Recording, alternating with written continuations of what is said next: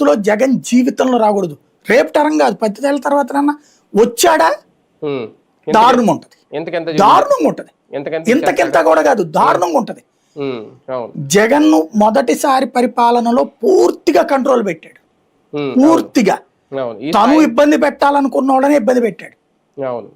అందరి జోలికి రాలా, కింద నాయకులకు అస్సలు అవకాశం ఇవ్వాలా. ఓ రకంగా చెప్పాలంటే 40 ఏళ్ల నుంచి మేము కాంగ్రెస్ వాళ్ళని చంపేయాలా, నరికేయాలా, హింసించేయాలా, మాకు అవకాశం ఇవ్వు, నువ్వు అధికారంలో ఉన్నప్పుడల్లా ఇవ్వట్లేదు అంటూ చంద్రబాబు మీద కోపగించిన తెలుగుదేశం నాయకుల కోరికను బాబు ఇప్పుడు తీర్చేస్తున్నాడు 43 ఏళ్ల తర్వాత.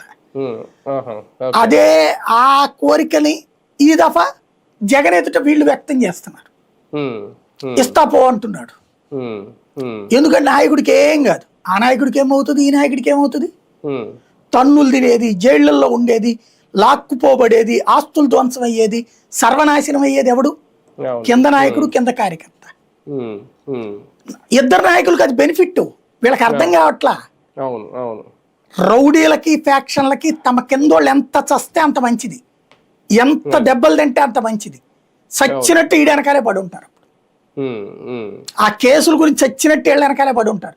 ఇవాళ జగన్ పార్టీలో ఎవరైతే సఫరర్స్ ఉన్నారో, తెలుగుదేశం సఫరర్స్, వీళ్ళల్లో నాకు తెలిసి కనీసం 70% మంది